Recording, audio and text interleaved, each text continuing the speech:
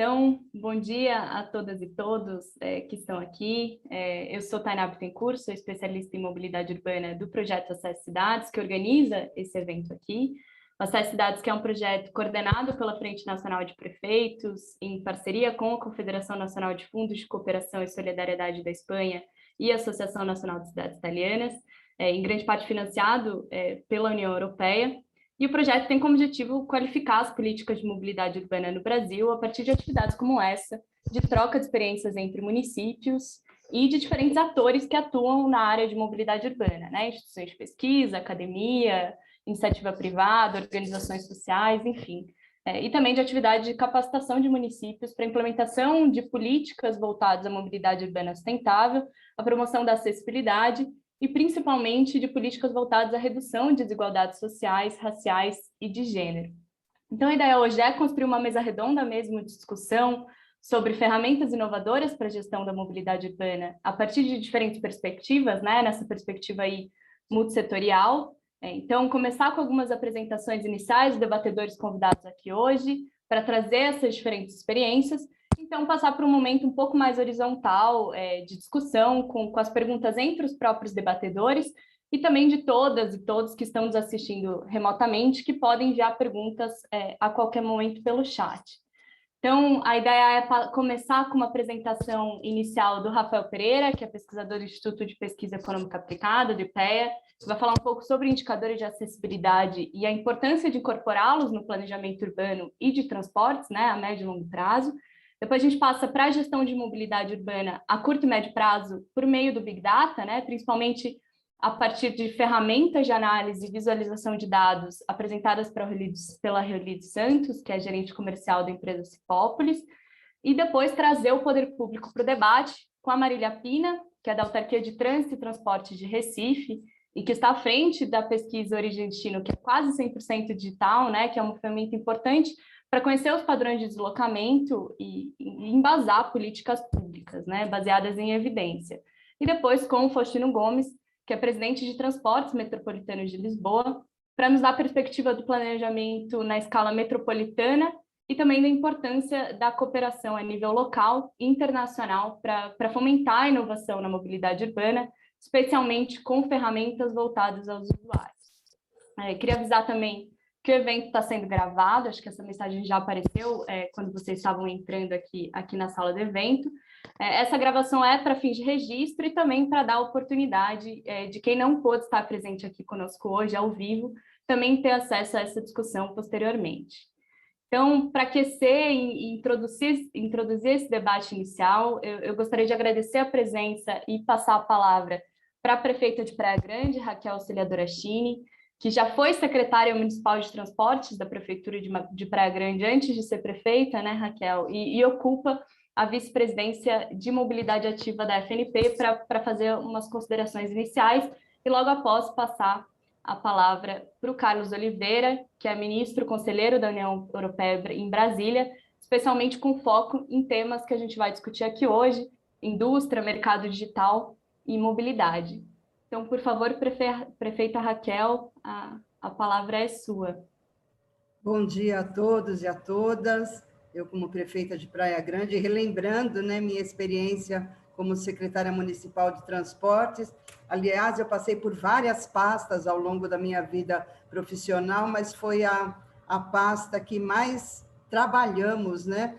O pessoal ligado, a gente chama de transporteiros, né? O pessoal gosta daquilo, gosta da mobilidade, e a gente mantém um grupo ativo até hoje, e é até por isso que eu acabei me envolvendo com a Frente Nacional de Prefeitos, que tem esse trabalho maravilhoso, né? Sempre dedicado, sempre integrado com o poder público, e esse evento é a realização desse debate, né, sobre mobilidade urbana e inovação tecnológica, é o que nós precisamos, né? A união dessas questões são essenciais à vida da sociedade e é inerente ao conceito de cidade inteligente, né? Onde o bem-estar da pessoa deve ser o centro de todas as atenções. E a inovação, ela vem ajudando a melhorar o deslocamento da cidade, seja na oferta de serviços, no planejamento de ações ou na tomada de decisões.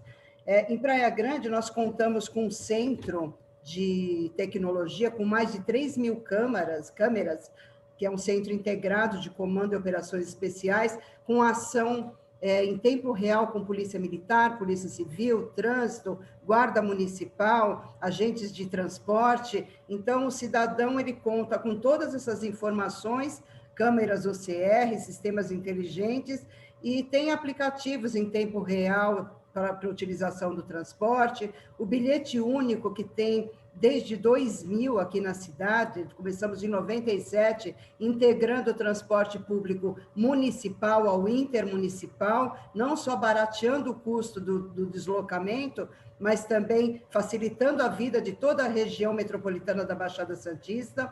E temos coletas de dados, né, sobre quantidades de passageiros e origem e destino, que faz com que a gente tenha, no dia a dia, ferramentas de adequação dos trajetos do nosso sistema público de transporte.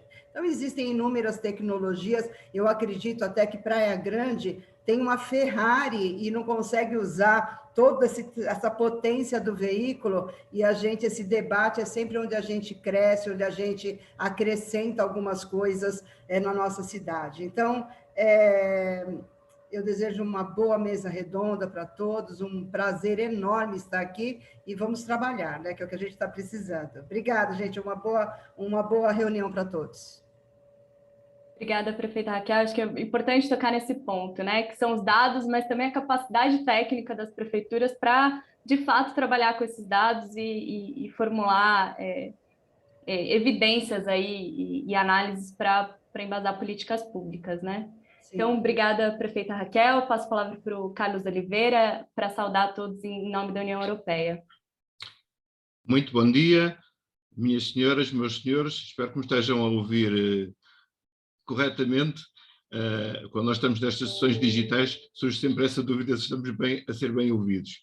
Eu queria começar por, em nome da União Europeia, saudar a senhora prefeita Raquel Chini, que muito gentilmente nos convidou para dar, digamos, o contributo e a perspectiva da União Europeia sobre todas estas questões da mobilidade urbana.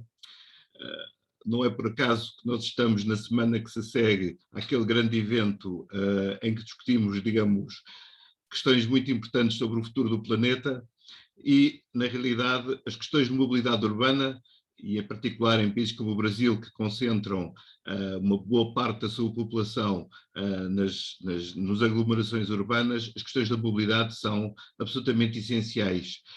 Por isso, para nós a possibilidade de, digamos, partilhar as experiências europeias sobre esta matéria é de facto algo que nos apraz muito, porque nós aprendemos uns com os outros, com as experiências mútuas, como é que podemos melhorar toda a situação. Nós falamos muito nas questões que têm a ver com o impacto ambiental, mas há também, e a senhora perfeitamente mencionou isso, o aspecto humano. No fundo, as cidades são cidades porque agregam pessoas, famílias, a mobilidade das pessoas para aquilo que são as suas atividades do cotidiano constitui um aspecto absolutamente essencial que faz viver essas cidades, mas há também um conjunto de aspectos importantes que têm a ver com fazer chegar a essas comunidades tudo aquilo que é necessário para a vida do dia a dia. Portanto, para além do transporte e da mobilidade das pessoas, temos também toda uma cadeia logística que também está associada.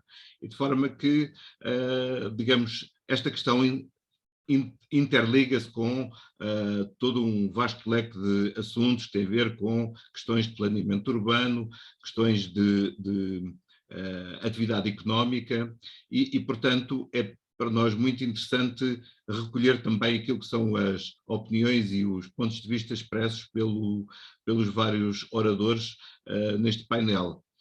Eu queria terminar só agradecendo também ao Sr. Engenheiro Faustino Gomes e à equipa dos transportes metropolitanos de Lisboa a gentileza de se ter junto, digamos, a este debate para, digamos, a partir de Portugal, dar assim um pouco uma perspectiva daquilo que está a ser feito naturalmente em Lisboa, mas de uma forma mais geral também refletindo um conjunto de experiências que têm lugar na União Europeia sobre estas questões.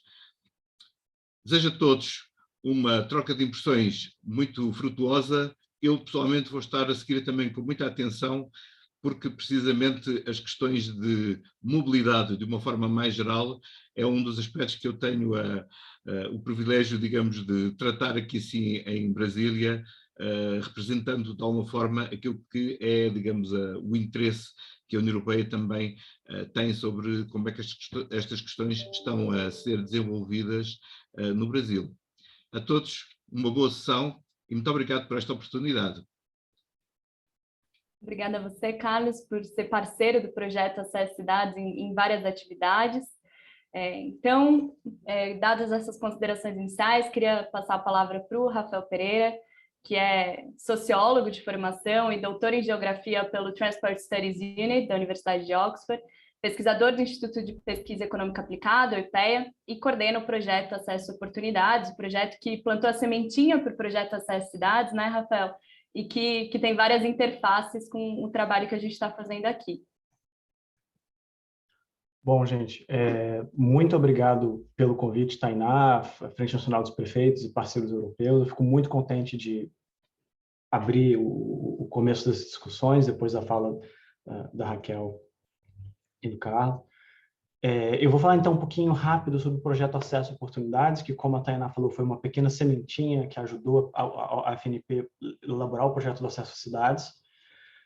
O projeto Acesso Oportunidades é um projeto realizado pelo Instituto de Pesquisa Econômica Aplicada, mas a gente tem diversos parceiros, entre eles a FNP, é um parceiro importante da gente, o Instituto de Transporte, Desenvolvimento e Políticas Urbanas, o ITDP, e o Ministério do Desenvolvimento Regional, especialmente a Secretaria de Mobilidade Urbana do Governo Federal, além de alguns governos municipais, universidades no Brasil e no exterior. Antes de eu entrar a fundo no que é o projeto Acesso a Oportunidades, eu queria chamar a atenção para uma coisa, que é o seguinte: vocês vão reparar que a gente está falando sempre de acesso a oportunidades ou de acessibilidade urbana e não da palavra mobilidade urbana. E eu acho importante a gente destacar qual que é a diferença entre esses dois conceitos, porque essa diferença ela é a estrutura fundamental do que a gente está fazendo nesse projeto e, em grande medida, também do que o projeto da FNP está cobrindo no Acesso às Cidades. Quando a gente fala de mobilidade urbana, a gente está tratando dos padrões de viagens que as pessoas fazem no seu dia a dia.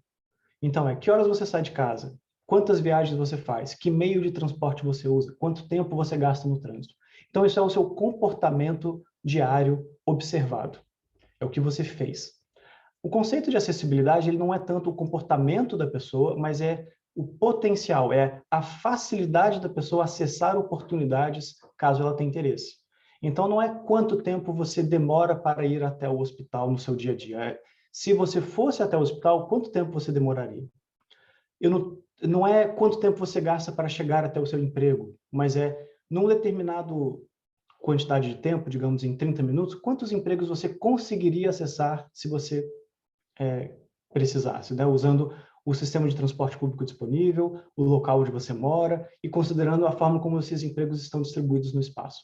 Então, enquanto essa noção de mobilidade urbana trata do comportamento das pessoas que a gente observa, os fluxos no dia a dia das cidades, esse conceito de acessibilidade reflete quão facilmente as pessoas conseguem acessar essas oportunidades que estão espalhadas no território, dado o seu sistema de transporte.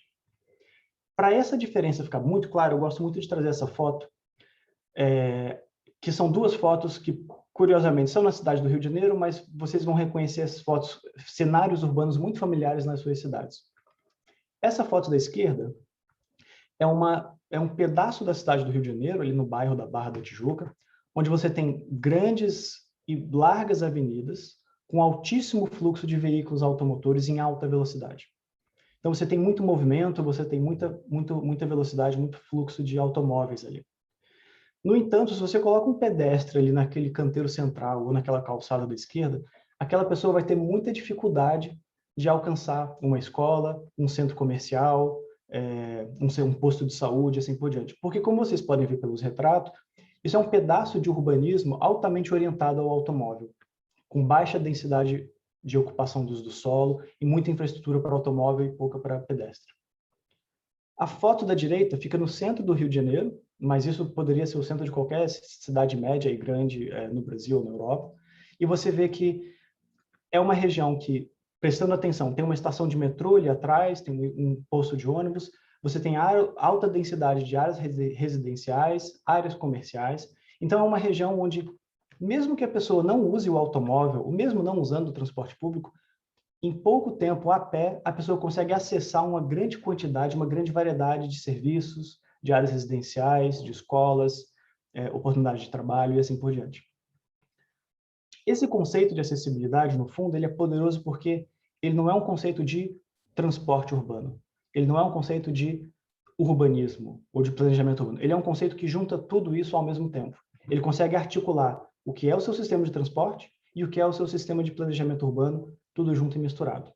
Essa integração entre transporte e uso do solo que fica mais fortemente nítida quando a gente fala de acessibilidade urbana e nem tanto de mobilidade urbana. Partindo desse conceito, então, de acessibilidade urbana, a gente no IPEA criou esse projeto chamado Projeto Acesso a Oportunidades. E o objetivo desse projeto é estimar o acesso a empregos, serviços de saúde e de educação para cada quarteirão, por modo de transporte, em todas as principais áreas, todas as grandes áreas urbanas do Brasil. Todos os resultados que a gente gera, todos os dados que a gente usa e a metodologia que a gente usa são publicamente disponíveis. Os resultados também têm uma plataforma interativa, onde prefeitos, secretários de transporte, cidadãos, pesquisadores ou ONGs conseguem entrar no site e fazer uma visualização, download dos dados, e assim, explorar como está a situação do seu bairro, por exemplo. E, em última instância, o que a gente quer é que, colocando todo esse projeto, todos esses resultados publicamente disponíveis, que a gente consiga ajudar a melhorar o planejamento e avaliação de políticas urbanas para fazer as cidades se tornarem mais inclusivas, mais sustentáveis e economicamente mais competitivas também. Como é que a gente faz isso e o que a gente acaba construindo?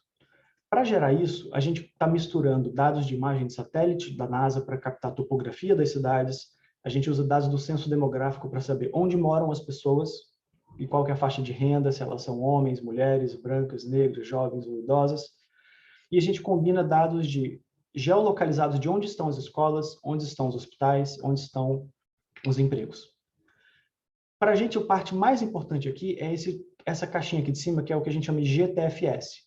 Isso é o dado do sistema de transporte público. Nem toda cidade no Brasil possui esses dados, mas várias cidades possuem esses dados, mas não compartilham abertamente. Então, eu já adianto para qualquer pessoa de qualquer prefeitura, se vocês possuem esses dados de GTFS na sua cidade, vocês podem automaticamente mandar um e-mail para mim e automaticamente a gente já vai incluir vocês no projeto. A gente só precisa ter acesso a esses dados. O que a gente faz com tudo isso? Eu vou dar dois exemplos muito simples de como que a gente pode medir a acessibilidade. Existem 1000 indicadores de como você pode medir, mas tem 2 indicadores em particular que são muito interessantes. Esse mapa é o mapa da cidade de Curitiba, no sul do Brasil. E esse mapa está mostrando para você quanto tempo uma pessoa demoraria para sair da sua casa e chegar até o hospital mais próximo usando transporte público. No mapa da esquerda, a gente está olhando hospitais com serviços do SUS de média complexidade, e na direita, hospitais com serviços do SUS de alta complexidade. Os pontos amarelos são regiões a partir de onde a pessoa demoraria menos de 5 minutos para chegar até o hospital ou o posto de saúde mais próximo. As áreas verdes, a pessoa demoraria entre 10 e 20 minutos, e a parte azul escura são regiões a partir de onde a pessoa demoraria mais de meia hora. Então, você olha para um mapa desse e você imediatamente vê, poxa, evidentemente nós temos uma oferta muito maior de serviços de saúde de média complexidade, muito poucos serviços de saúde de alta complexidade, e a gente consegue ver onde estão os desertos de serviços de saúde na cidade. Isso ajuda você a pensar em construção de corredores de transporte, construção de novas infraestruturas de saúde e assim por diante. Esse outro mapa, ele mostra para a gente, na cidade de São Paulo, qual é a quantidade de empregos que você consegue acessar em até 60 minutos. E aí você consegue ver que o centro da cidade de São Paulo, aqui nesse mapa da esquerda, ele concentra uma grande quantidade de empregos, mas mesmo que você não conheça São Paulo, você olha para esse mapa e você reconhece onde estão os corredores de transporte de alta capacidade. Inclusive, você consegue ver algumas estações de trem e metrô, que são esses pontos mais cintilantes. E você vê como nas periferias de São Paulo as pessoas têm uma quantidade muito pequena de empregos acessíveis, mas mesmo nesse lado escuro aqui de baixa acessibilidade de empregos na Zona Leste, você tem um ponto cintilante, isso aqui é uma estação de metrô. Então, mesmo que a pessoa more na periferia de São Paulo, se a pessoa consegue morar perto dessa estação de metrô ou se conectar com essa estação de metrô, ela consegue ter um nível de acesso a oportunidades bem considerável, ali acima de 50% dos empregos da cidade. Bom, gente, infelizmente a gente tem muito mais coisa para conversar, então eu já vou encerrando a minha apresentação, mas isso é só para dar uma ideia para vocês de que a gente faz esses tipos de análise a cada ano, de 2017 a 2019 daqui para frente, a pé, de bicicleta, por transporte público e automóvel para as 20 maiores cidades do Brasil. Qualquer outra cidade do Brasil que tenha dados de transporte público, por favor, entre em contato, a gente vai ter o maior prazer em conversar sobre como incluir essa cidade no projeto. E, no fundo, isso é um pontapé inicial do que a gente pode fazer para analisar desigualdades de acesso a oportunidades nas nossas cidades. Apenas o último gráfico que eu tenho para mostrar para vocês, a gente consegue medir, por exemplo, quantos empregos uma pessoa rica consegue acessar comparado à pessoa pobre. Em São Paulo, a título de exemplo, as pessoas ricas conseguem acessar 9 vezes mais empregos do que as pessoas pobres. Mesmo a cidade menos desigual do Brasil, que é Maceió, ainda assim as pessoas ricas conseguem acessar 70% mais empregos do que as pessoas pobres. Esses tipos de análise são muito flexíveis, a gente conseguiu fazer uma série de coisas. Um trabalho recente que a gente vem fazendo é fazer avaliação de impacto de projetos de transporte. Então, mesmo que a sua prefeitura tenha um projeto de transporte que ainda está na fase de planejamento, ainda está no papel, na fase de concepção, a gente, com esses tipos de dados e metodologias, a gente consegue fazer uma avaliação futura de qual é o impacto que esse projeto vai ter no acesso das pessoas a oportunidades de emprego, saúde e educação. A gente tem aqui um estudo de caso específico que a gente tinha feito para o BRT Transbrasil, do Rio de Janeiro, um BRT que foi planejado para pelas Olimpíadas e até hoje não está construído. E a gente consegue, com essa metodologia, identificar qual é o impacto que um projeto como esse teria se você fizesse uma estação a mais de metrô ou uma estação a mais de BRT, se você mudasse a frequência da sua linha de ônibus. Esses tipos de avaliações são relativamente fáceis de serem feitas. Então, para quem tiver interesse, esse é o site do projeto, ipea.gov.br/acesso oportunidades. E eu convido quem tiver interesse em entrar no site, fazer o download dos dados, explorar o seu bairro, a sua cidade, e fico à disposição para dúvidas, perguntas, e acho que é bola para frente para a gente conversar agora com o resto do pessoal. Obrigada, Rafael. Acho importante, né, que você pontuou essa mudança de paradigma mesmo, de olhar a mobilidade urbana nas cidades.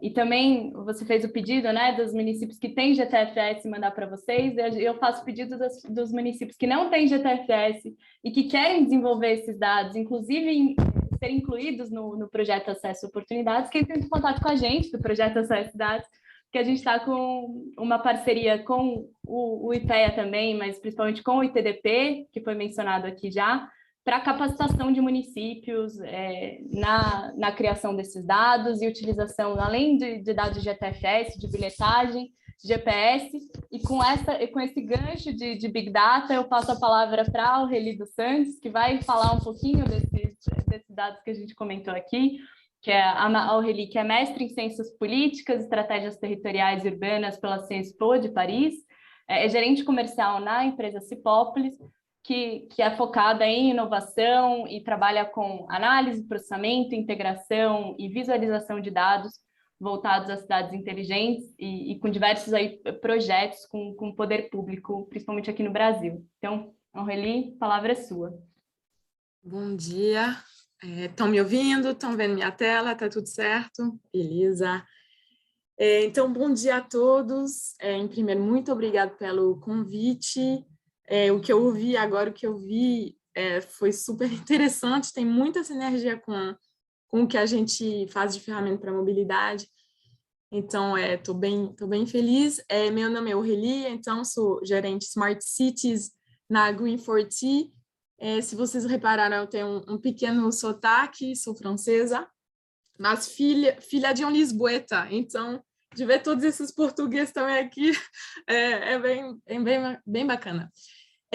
Então, a Green4T e a Cipópolis têm por objetivo de apoiar cidades brasileiras a se estruturarem e a utilizarem as tecnologias de maneira mais adequada em função das suas necessidades. E então, hoje a gente vai falar de uso de certas tecnologias para apoiar na gestão da mobilidade urbana. Então, a gente vive num contexto de transformação urbana e digital, o Carlos até comentou esse contexto, né? As pessoas continuam a se aglomerar nas cidades que crescem devido a esse crescimento, os municípios precisam se estruturar para melhorar a qualidade desses serviços públicos e, indiretamente, para melhorar a qualidade de vida dessas pessoas que estão vivendo nas cidades. Em paralelo, a gente vive num contexto de transformação digital, onde as organizações usam cada vez mais infraestrutura digital, justamente. Então, é uma oportunidade para os municípios também utilizar essas tecnologias, os avanços que estão sendo muito rápido, para não ficar de fora, né, dessa transformação digital. Então, na Green4T, quando a gente fala de infraestrutura digital, a gente ilustra essas tecnologias nessa pirâmide composta de 3 camadas principais. Na primeira, lá embaixo, a gente tem diversos dispositivos, chamados também de internet das coisas, que são sensores que coletam e comunicam dados para a segunda camada, que é a infraestrutura de TI. Esses dados são armazenados, processados dentro de um data center, de uma nuvem. Então, para a mobilidade, o exemplo perfeito é o GPS do ônibus, que coleta os dados em tempo real, passa para um data center ou uma nuvem, e depois esses dados eles precisam ser analisados, cruzados, integrados, para poderem ser utilizados pelo gestor público. Então, em geral, para isso tem plataforma de integração de dados para fazer essa análise, para trazer as evidências para uma melhor tomada de decisão, para depois definição de uma política adequada em cima disso. Então, a cidade inteligente, né, aquela que utiliza essa infraestrutura como ferramenta para uma gestão mais eficiente, para aumentar a participação cidadã e também para trazer o conceito de transversalidade, quebrando os silos operacionais entre mobilidade, segurança, saúde, educação. A gente viu nas apresentações que para a mobilidade, para o planejamento, não são só dados de ônibus, de metrô, de bilhetagem, mas precisa dessa transversalidade dos dados. Então, agora, de maneira mais concreta, o que a gente faz, o que a gente traz de ferramenta. Se a gente começar pela camada de baixo dos IoTs, da internet das coisas, a gente criou a pedido da CPTM de São Paulo, ano passado, no auge da pandemia, um projeto de sensor de contagem de passageiros. Eles precisavam saber quantos passageiros estavam dentro dos vagões dos trens, eles não tinham essa informação, para então ter essa informação para a operação e também depois para poder passar essa informação aos passageiros. Então, a gente olhou no mercado diversos tipos de sensores que existam, definimos uma das soluções que a gente achou mais adequado para essa demanda, que é ser sensores via Wi-Fi. Então, o telefone do usuário tenta se conectar ao ponto de acesso que nós instalamos dentro do vagão, e com essa tentativa de conexão, a gente sabe que ali tem um passageiro no vagão. A vantagem é que não utilizamos imagens, que é uma garantia adicional do respeito da privacidade dos passageiros, mas quero destacar que uma solução dessa não é somente o sensor, não é só o IoT, é necessário a infraestrutura de TI, onde é armazenado os dados e processados os dados, e nesse caso o armazenamento foi feito dentro da nossa nuvem, e depois tem que analisar e cruzar esses dados que estão sendo processados.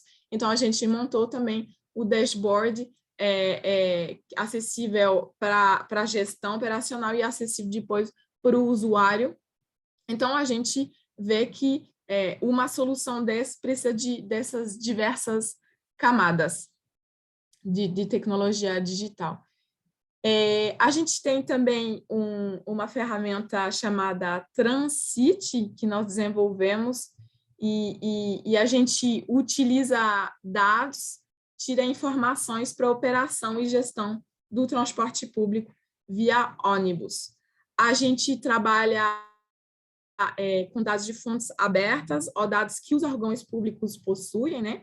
Utilizamos ferramentas de machine learning para dar uma visão mais contextualizada, mapeada, para trazer justamente conhecimento ao gestor. E a gente utiliza também os dados de GPS e de FGTS, do ônibus, em tempo real, e a gente compara os dados do sistema de transporte, o planejamento, com o que está acontecendo na realidade. Então, a gente usa algoritmos, cálculos, e isso permite identificar gargalos, comportamentos do sistema que estão fora do padrão, do que está planejado, né? E assim a gente consegue gerar alerta. A gente visualiza também nessa ferramenta as linhas, as falhas na infraestrutura, acompanhamos métricas ao longo do tempo e uma série de informações que ajudam na tomada de decisão.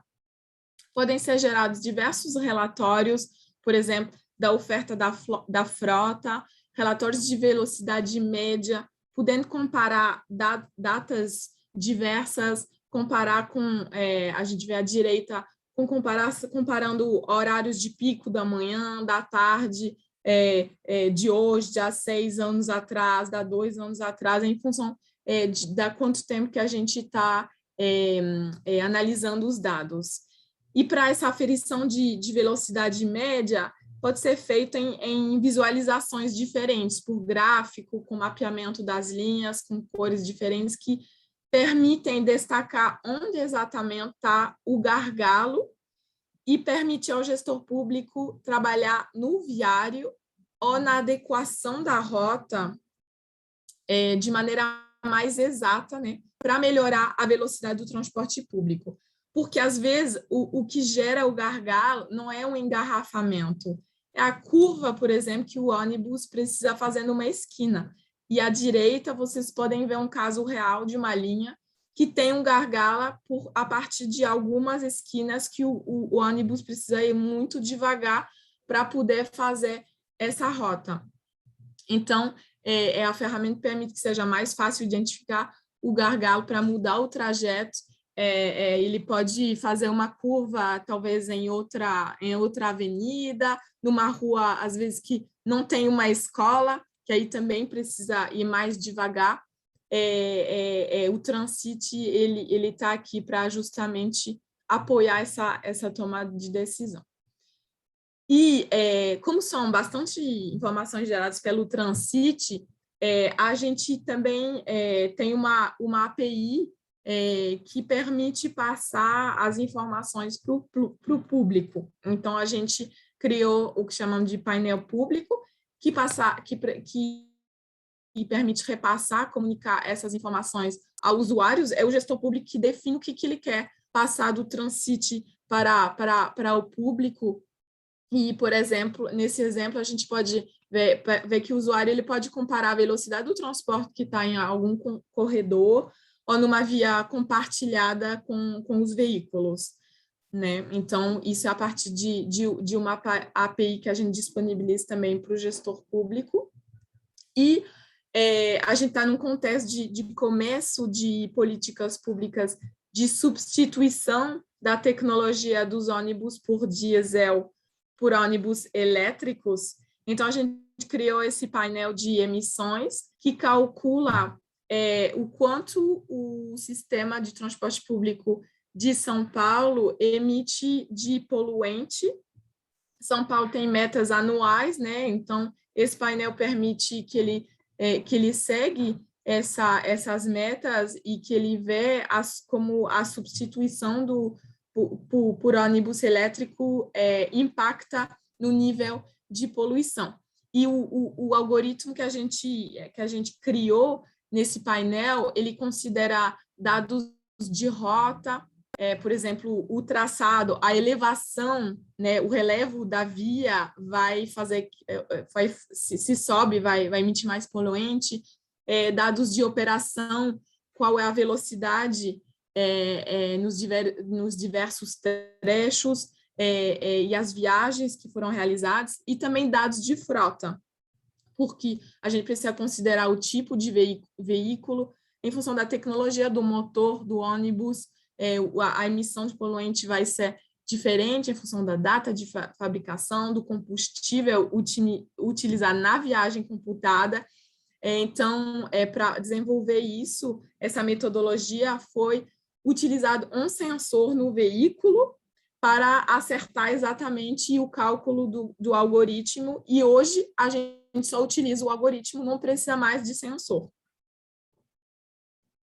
E, enfim, eu vi muita sinergia com o que o Rafael mostrou, porque a gente tem muita experiência em análise e computação de dados, né?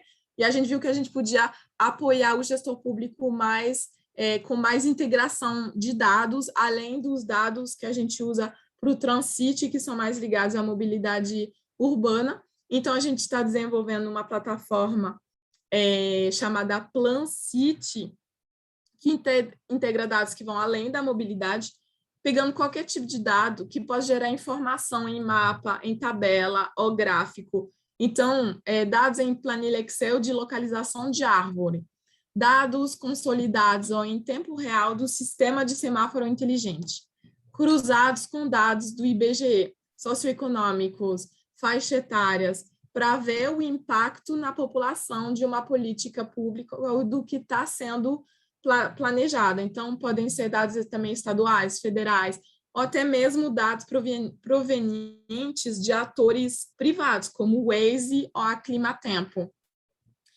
E essa nova ferramenta também permite monitorar os indicadores das ISO 37120, 122 de cidade inteligente, que tem indicadores de mobilidade também, os ODS, os 17 da ONU, e graças a essa análise de dados que a gente faz através do Transcity, damos apoio às cidades para certos estudos, como agora no Rio de Janeiro, a gente justamente está trabalhando com o ITDP também, que está analisando a eletrificação da frota de ônibus, utilizando o Transcity.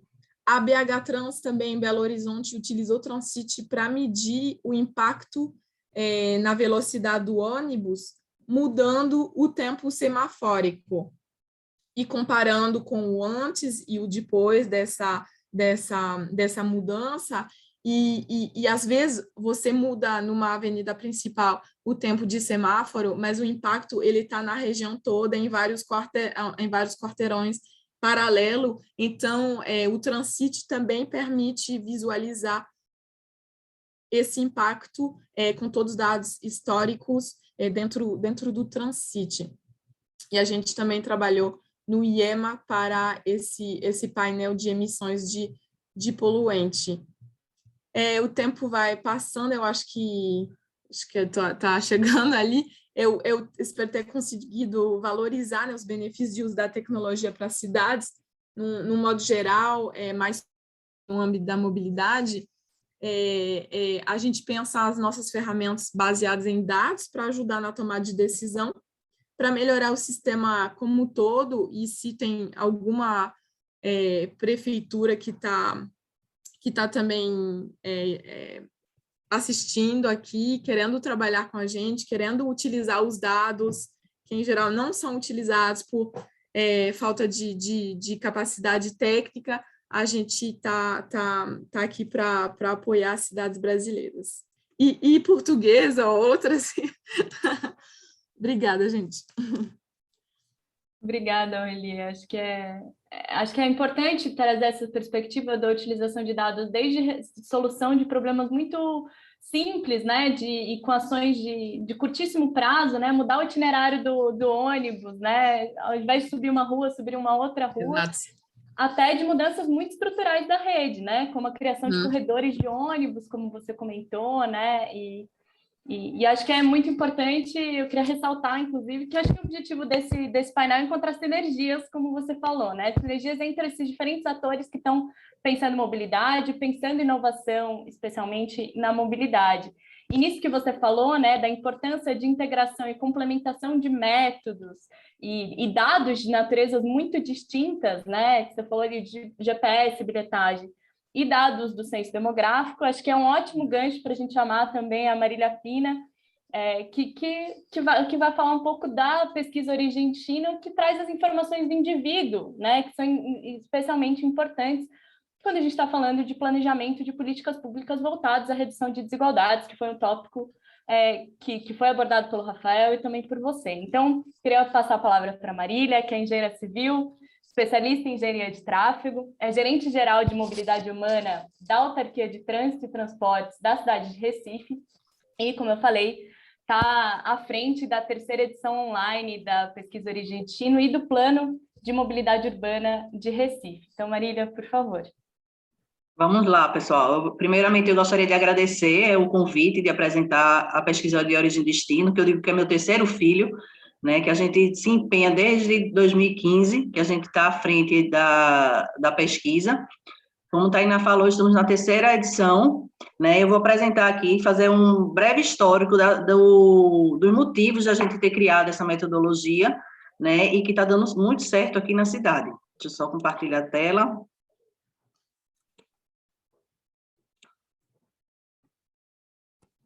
Vocês estão vendo a minha tela? Sim. Estamos sim. Ó. Vou tirar esse nosso aqui de cima. Pronto. Vou botar no PDF para ver se dá certo, porque às vezes o PDF fica cortando. Pronto, tá tudo certo? Vamos lá. Atualmente, a pesquisa Origem e Destino está sendo desenvolvida pela CTTU, que é a Autarquia de Trânsito e Transporte Urbano do Recife, né? A CTTU é a parte mais executiva do trânsito, então é quem implanta faixas exclusivas de ônibus, infraestrutura cicloviária, mais a parte executiva. Eu entrei na CTTU no começo do ano, né, na mudança de gestão. Antes disso, desde 2015, eu estava no Instituto da Cidade de Pelópolis de Silveira, que era um braço da Secretaria de Planejamento Urbano, né, e a gente estava na elaboração do plano de mobilidade, do plano diretor da cidade, e, consequentemente, né, a necessidade veio da elaboração da pesquisa de origem e destino. Eu vou fazer um breve histórico, né, da pesquisa de origem e destinos que já ocorreram aqui na cidade, né. A primeira pesquisa de origem e destino foi em 1972, né, e ela foi no âmbito metropolitano, então todas as cidades da região metropolitana participaram dessa pesquisa. Aqui na cidade, o transporte público, ele é gerido pelo Grande Recife, que é no órgão estadual, então ele é do estado e ele gere todo o transporte público da região metropolitana. Então, em 72, foram eles que coordenaram essa pesquisa, que na verdade não era nem Grande Recife na época, era CTU, MTU, alguma coisa assim. E depois de 25 anos, em 1997, que teve a realização de outra pesquisa, da segunda pesquisa. O formato dessas duas pesquisas foi o formato domiciliar. Então, tradicionalmente, por sorteio, né, a pessoa é selecionada, o pesquisador vai na residência da pessoa, faz a pesquisa, volta, tabula os dados e depois da tabulação faz todo o estudo e análise, né? O Recife, quando a gente foi fazer a pesquisa, quando a gente começou a pensar em fazer a pesquisa, uma nova versão da pesquisa, a gente estimou um custo, né? A gente foi atrás de custos, porque a gente também não estava na cabeça ainda que que a gente iria criar uma nova metodologia, a gente iria fazer a domiciliar, e o custo foi de 6 milhões só para a cidade do Recife, né? E, além disso, a parte de coletas de dados, de tudo, demoraria 2 anos só para a coleta de dados. Ainda tinha a parte de análise, de tabulação, enfim. Então, seria um prazo que que a gente não poderia, não daria para a gente, né, por conta das demandas que a gente precisaria usar os dados, e o custo também, que na época o custo estava muito elevado para o que a gente tinha disponível. E foi daí que surgiu a metodologia online, né? Então, o Recife, na época, em 2016, Recife começou a elaborar o plano de mobilidade da cidade, e a gente precisava levantar dados para a elaboração do plano, né? Além disso, a gente precisava também fazer com que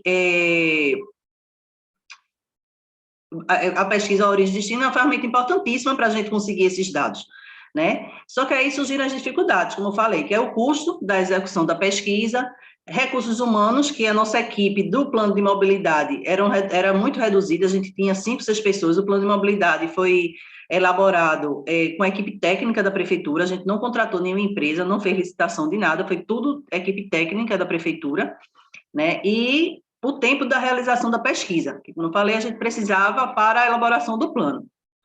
E também a gente precisava fazer uma coisa mais moderna, que a gente tivesse condições de fazer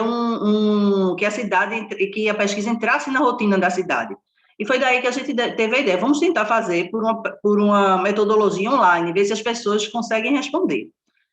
Então, a primeira pesquisa em 2016, a primeira online, né, foi só na cidade do Recife, não englobou a pesquisa metropolitana, né? O custo dela foi de mais ou menos uns R$10 mil, porque a gente criou a Lei da Informação da Mobilidade, que obriga as empresas a responderem à pesquisa, certo? E a coleta de dados foi de 6 meses, né? Com isso, a gente conseguiu mais de 84 mil respostas. Só que não foi tão fácil, não, assim, a gente conseguia respostas. Antes da criação da lei, a gente tentou fazer por livre e espontânea vontade, que as pessoas entrassem, respondessem, só que não teve essa adesão dos moradores, dos residentes aqui, responderem por livre e espontânea vontade. E a gente, poxa, não vai dar certo, a pesquisa não vai dar certo, vamos ter que fazer domiciliar, enfim, foi quando a gente, não, vamos então criar uma lei, né? Na equipe do plano de mobilidade tinha um advogado, e ele criou essa lei, foi aprovada, assim, por unanimidade na Câmara de Vereadores, e foi daí que a gente conseguiu o retorno das pessoas. Então, assim, é só na obrigatoriedade que a gente consegue os dados, né? E quando a gente fez essa pesquisa, quando a gente fez a de 2016, e a gente notificou as empresas, a gente notifica empresas que são polos geradores de viagens, escolas, né, particulares, e a gente tem sempre um convênio, assim, com a Secretaria de Educação do município e do estado também, a gente tem uma conversa boa. Então, essas empresas foram notificadas, e elas elas vieram, assim, assustadíssimas, principalmente as escolas particulares, assustadas, como é que você vai pegar os dados das pessoas que estudam na minha escola, esses dados vão estar abertos para todo mundo, só que essa pesquisa, ela é totalmente confidencial, assim, a gente não consegue identificar quem é a pessoa que está respondendo, mas para eles era muito assustador, ele dá informação de onde mora, onde trabalha, onde estuda, onde os filhos estudam, a renda, mas você vai saber a renda da minha família, não sei o quê. Então, assim, foi realmente, o poder de convencimento da gente foi muito grande para a gente conseguir que as pessoas respondessem. Na de 2016, como eu falei, foi só Recife, a gente conseguiu calcular a amostra, conseguiu alcançar a amostra que a gente precisa, mas foi mais difícil. Quando foi sim, essa aqui é a Lei da Informação da Mobilidade, né, uma lei municipal, que a gente notifica empreendimentos de impacto, de ensino, empresas com mais de 200 funcionários, ou lojas ou salas comerciais com áreas acima de 2.500 metros quadrados. Né? Então, se a pessoa... Como é que funciona essa lei? A gente notifica as empresas, a gente tem uma seleção de empresas, a gente notifica mais ou menos 300 a 400 empresas, né? E todos os funcionários precisam responder. Aí, só que a obrigatoriedade é da empresa, não é do funcionário. Então, o que a empresa precisa fazer é fazer com que os funcionários respondam à pesquisa. Então, é o poder de convencimento da empresa para os funcionários. Então, elas fazem campanhas, incentivam os funcionários a participarem, porque a pessoa física, ninguém é obrigado a responder pesquisa, né? Então, a obrigatoriedade vem da empresa. Caso a empresa não participe da pesquisa, então ela fica impedida de renovar o alvará da empresa. Então, a gente tem todo um controle de entradas de respostas.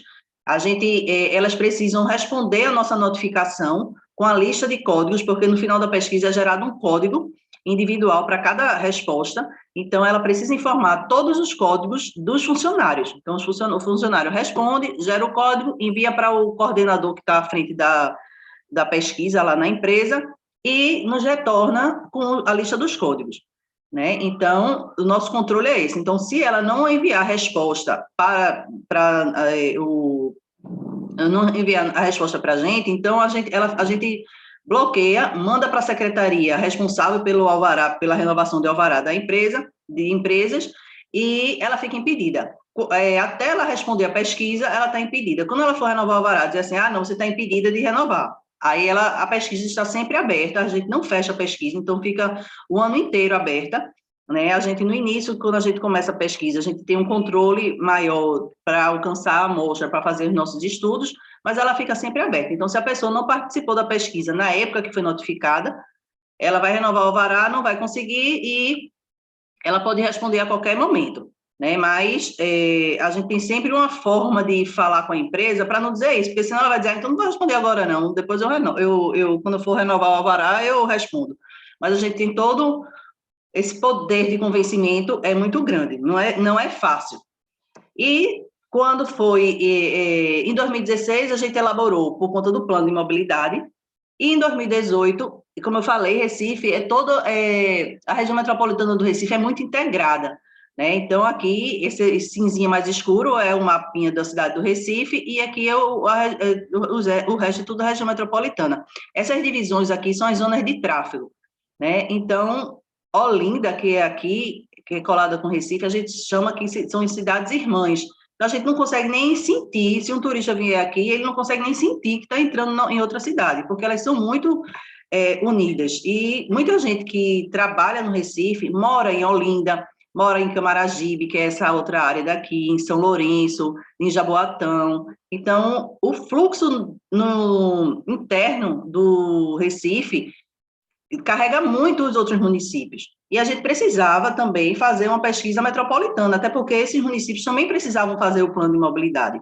E foi daí que a gente fez um convênio com o Consórcio Grande Recife, que é o órgão gestor do transporte público da região metropolitana, né? E a gente fez no mesmo formato. Só que sempre que a gente faz a pesquisa, a gente sempre faz uns ajustes, umas melhorias, e vai adequando até ela ficar mais redondinha, né? Então, todos os municípios participaram da pesquisa, foi um ano de coleta, como foi da região metropolitana, então a gente passou um tempo a mais. Na de 2016, a gente passou 6 meses coletando, na metropolitana a gente coletou durante um ano, e com 3, 4 meses a gente consegue já ter o relatório final para apresentação, para os estudos e disponibilidade para a população, disponível para a população.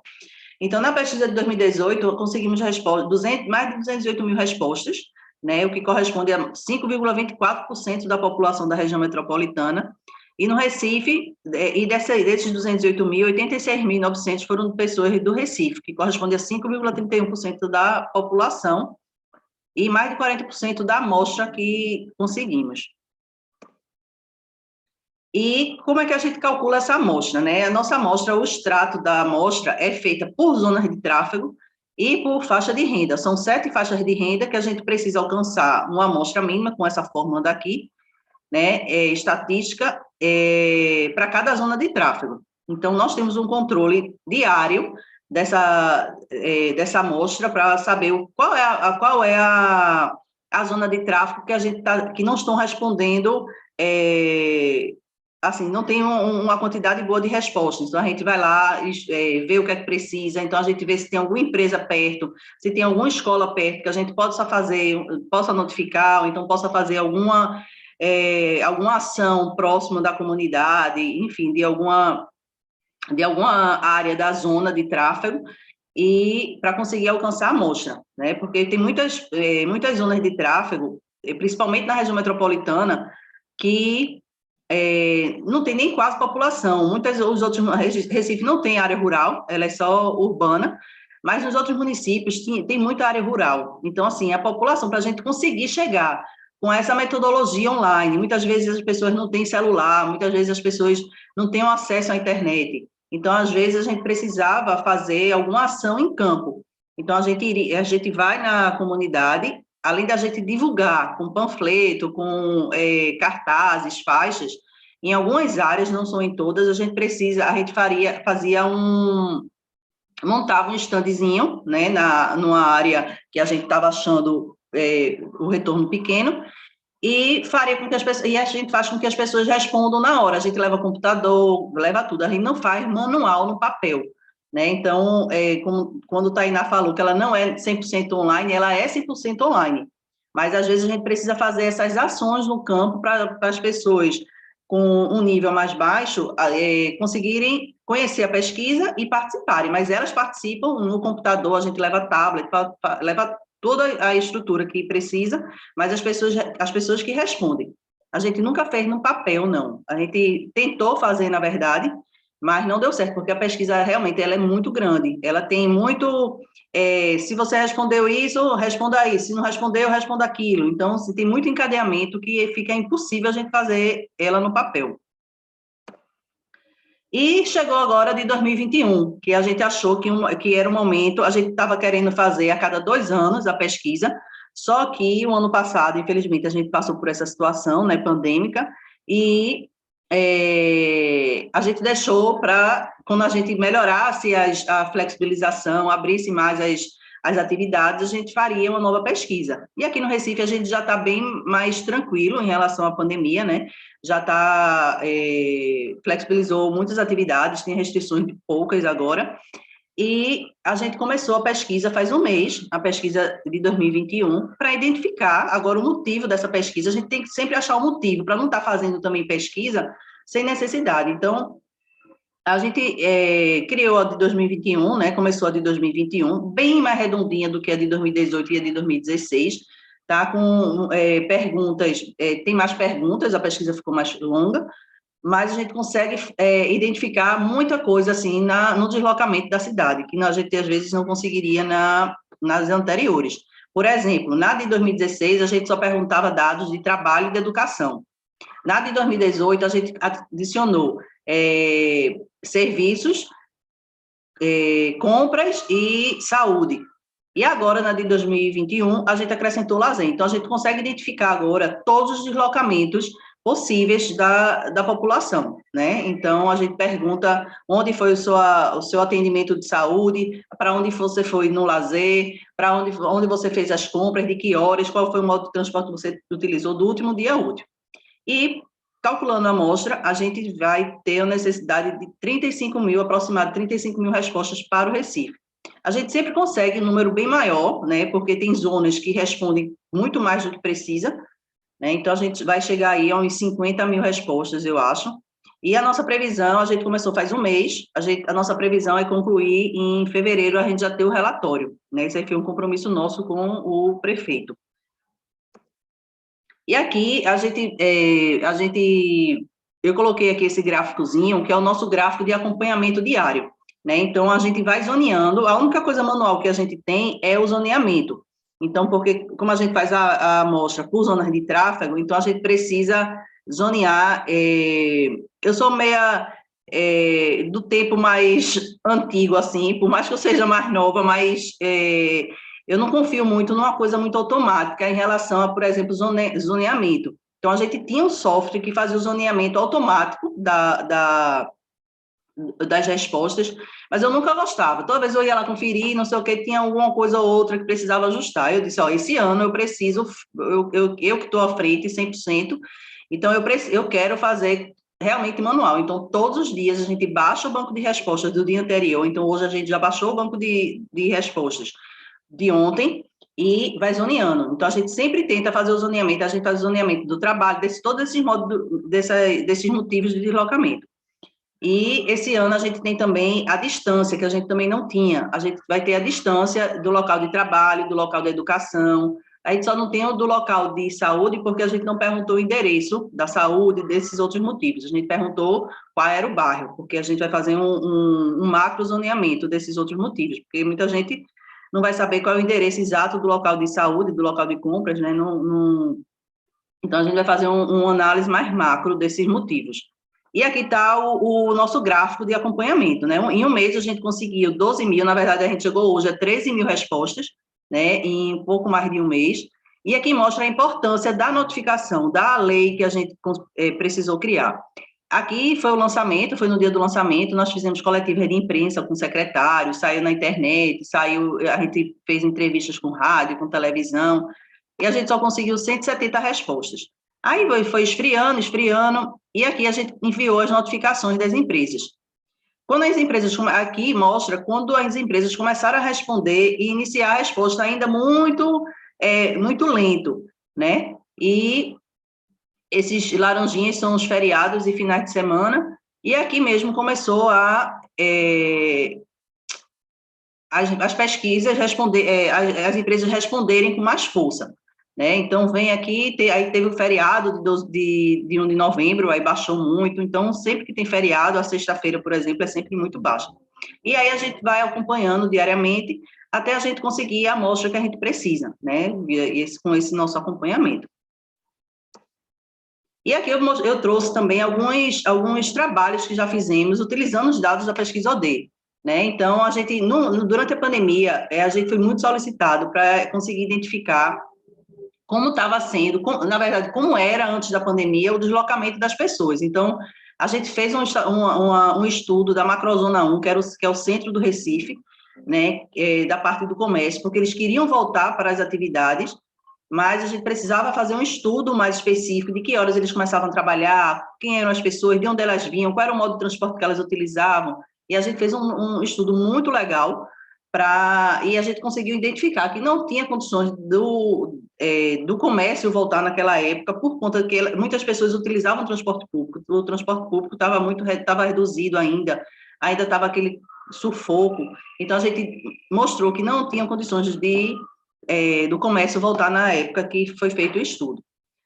Durante a pandemia também, a construção civil queria voltar, só que a gente não tinha os dados diretos, assim, construção civil, então a gente precisou fazer, durante a pandemia, a pesquisa, como eu falei, ela é sempre aberta, então a gente precisou fazer um estudo, uma pesquisa apenas da construção civil. Então, a gente não fez notificação, a ADEME, que é a Associação do Pessoal da Construção Civil, então ela entrou com a gente, né, para divulgar entre as empresas, entre as construtoras, e a gente fez esse estudo também durante a pandemia.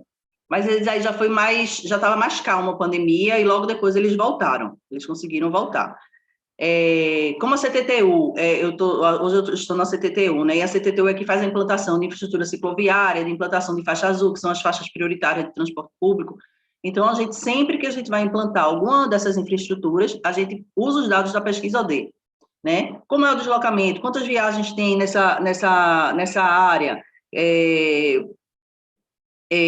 quantas pessoas utilizariam, quantas pessoas são beneficiadas, enfim, sempre que a gente vai fazer alguma implantação, a gente usa os dados da pesquisa de origem e destino, e também para o plano de mobilidade, né, o plano de mobilidade foi o grande motivador da elaboração dessa metodologia, a gente está propondo no plano de mobilidade alguns equipamentos de alta capacidade para o transporte público, e a pesquisa de origem e destino é uma ferramenta importantíssima que a gente utiliza para esses estudos. E, além disso, outras secretarias nos procuram, que elas precisam fazer alguma intervenção, alguma coisa, elas nos procuram para a gente fazer alguns estudos utilizando os dados. Então, até a parte de iluminação pública, que a prefeitura está com um programa para melhorar a iluminação pública, ela procurou a gente e viu, Marília, como é o deslocamento das pessoas, quais seriam as avenidas que a gente precisaria implantar, melhorar a iluminação pública. Então, a gente também fez um estudo para cada avenida, né, identificando quantas pessoas passam por ali, qual era o motivo que elas vão, qual é o horário que as pessoas mais utilizam aquela via, né? Se fosse de manhã não precisava de ter tanto investimento de iluminação pública, mas se for à noite já seria um fator importante para a implantação. As implantações de pontes também, aqui na cidade a gente chama a gente gosta muito de dizer que é a Veneza brasileira, né? Que a gente é cercado de rios, tem várias ilhas aqui, e tem muitas pontes. Então, o Rio Capibaribe ainda precisa fazer a conexão da Zona Norte com a Zona Oeste, e precisa ainda fazer algumas pontes, construção de algumas pontes. E sempre que a gente vai fazer alguma ponte, a gente utiliza também os dados. E estudos pedonais das escolas municipais. Aí eu citei só alguns estudos que a gente fez, né? Essa reestruturação foi muito legal das escolas municipais, porque a gente, pela matrícula escolar, a gente sabia onde a pessoa morava e identificava qual era a escola que ela utilizava, que ela estudava. E a gente, com os dados da pesquisa de origem e destino, a gente fez um modelo pedonal do melhor caminho que elas poderiam fazer, né, das pessoas, e a Secretaria de Educação do município, ela precisava fazer essa reestruturação. Então, a gente fez essa reestruturação junto com eles, utilizando os dados da pesquisa de origem e destino. E aqui são as campanhas que a gente faz para divulgação, né? Essa campanha aí vai para onde? É da pesquisa de 2021, né? Estamos agora fazendo, a gente já notificou as empresas, né? Mas a gente agora vai começar também num foco maior, nas mídias sociais, nas escolas municipais. A gente faz entrevistas periodicamente com rádio, com TV, e o envolvimento de outras secretarias, como falei, a Secretaria de Educação, a Secretaria de Saúde, a Secretaria de Governo, que também envolve muito o pessoal das comunidades. Enfim, sempre, as campanhas, a gente está sempre trabalhando para a divulgação da pesquisa. É isso, pessoal, aí está meu contato. Qualquer dúvida, estou aí totalmente à disposição de vocês, né? Eu acho que a gente precisa realmente, os municípios, se engajarem e se juntarem para a gente ter sempre uma melhoria na mobilidade nacional, né? A gente precisa ser referência aí no mundo. Eu acho que o Brasil tem muitas condições para isso, né? E é isso, vamos lá, vamos em frente, que temos muito ainda a trabalhar, a desenvolver e a estudar, né? Obrigada, pessoal. Obrigada, Marília. Acho que das coisas mais interessantes, que de muitas coisas interessantes que tem essa pesquisa, acho que a parte mais legal é, de fato, esse processo contínuo, né, de pesquisa e de diálogo com a população, né? Acho que é muito bacana essa análise que vocês fazem dia a dia para garantir a representatividade dos dados e a qualidade das informações, né? Inclusive com limpeza de banco de dados, tudo isso, acho que é um bom ponto para a gente conversar depois. Obrigada por compartilhar a experiência. E agora, para finalizar com chave de ouro essa primeira rodada de apresentação, gostaria de passar para o Faustino Gomes, que é engenheiro civil e pós-graduado em planejamento regional e urbano, é presidente do Conselho de Administração da TML, que é Transportes Metropolitano de Lisboa, e com longa experiência aí como consultor, inclusive nos temas que a gente está debatendo aqui, né, de transportes, inovações e sistemas. Então, eu queria pedir só para a Marília parar com o compartilhamento da tela. Eu estou tentando aqui, não estou conseguindo. Só um minutinho, meu professor. Que coisa, não está... Talvez, vamos ver se talvez o Faustino e a Camila conseguirem sobrepor, talvez funcione. Sim. Acho que foi agora. Então, obrigada, Marília. A palavra é sua, Faustino, por favor. Ok, muito obrigado, muito bom dia. Daqui de Lisboa já é quase boa tarde, mas estamos aqui com todo o gosto. Gostaria muito de agradecer o convite, também agradecer ao engenheiro Carlos Oliveira pelo estabelecimento destas pontes, e nós de facto temos que ir criando pontes para trocar as experiências, porque essas experiências são fundamentais para depois não cometermos os mesmos erros e podermos tirar a grande vantagem de ir conversando um pouco. Eu também tenho um sotaque um pouco diferente, ora ali, eu sou de Lisboa e, portanto, estou tentando usar um pouco mais o gerúndio para tornar mais fácil a minha percepção daquilo que quer dizer. A minha apresentação é um pouco diferente daquilo que vimos até agora, mas focámos-nos muito naquilo que é as diversas inovações que fomos introduzir nos diversos processos. Tenho comigo a arquiteta Camila Garcia, ela é engenheira, peço desculpa, Camila é de Fortaleza, e portanto também, se for preciso alguma explicação com mais sotaque, eu depois peço ajuda à Camila para ela complementar alguma coisa que eu possa ter dito. Mas, no essencial, a apresentação que eu vos trago hoje é um pouco... A primeira pergunta é responder o que é TML. Essa dúvida vocês todos devem estar a ter, porque a TML é muito recente, foi criada em fevereiro deste ano, e, portanto, nem sequer aqueles que costumam vir a Lisboa sabem o que é a TML, porque ela não existia antes da pandemia. Portanto, é um pouco explicar qual é este enquadramento da TML e quais são as suas principais funções, e aqui salientar um pouco qual é a inovação dos processos que nós queremos trazer com esta nossa empresa.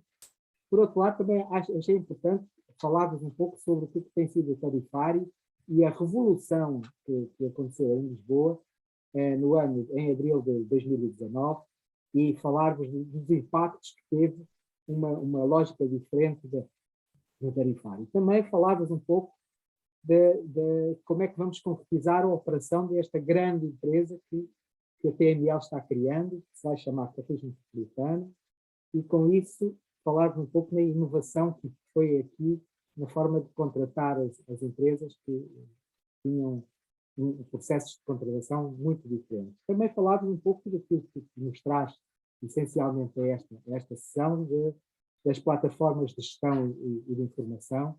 O nosso foco é sempre o passageiro, é sempre o usuário do sistema, e achámos muito importante também partilhar convosco essa lógica. E, por fim, aquilo que é a nossa lógica de planejamento e de pesquisa, como é que nós queremos estar sempre atualizados e qual é a nossa visão. Não é? Pronto, recomeçando, explicando um pouco o que é a TML. A TML é Transportes Metropolitanos de Lisboa. Nós fomos uma empresa nova, criada agora em fevereiro deste ano. Somos detidos pela Área Metropolitana de Lisboa. E o que é a Área Metropolitana de Lisboa é uma empresa, é uma associação de 18 municípios que cobre toda a área da Grande Lisboa. Estamos falando de uma área de 3.000 km², 3 milhões de habitantes, cerca de 25% dos habitantes de Portugal, até um pouco mais. Então, temos um conjunto de viagens muito significativo, 5,4 milhões de viagens por dia. O número de pessoas móveis, isto para Marília, Pina, são números muito interessantes, porque, por exemplo, nós avaliamos aqui o número da percentagem de pessoas que são móveis durante um dia. Aqueles que se movem, mas 20% das pessoas não se movem durante um dia. Portanto, essa percentagem, para quem faz pesquisa OD, é muito importante ter essa percepção. Estamos falando de cerca de 2,6 viagens por pessoa móvel, viagens estas que são tipicamente viagens motorizadas, porque as pessoas tendem a não relatar as viagens que fazem em modos não automóveis, em modos não motorizados. E Lisboa tem também um peso, a área metropolitana de Lisboa tem um peso muito grande naquilo que são as empresas e nos postos de trabalho. O que é importante dizer aqui é que a Transportes Metropolitanos de Lisboa foi criada por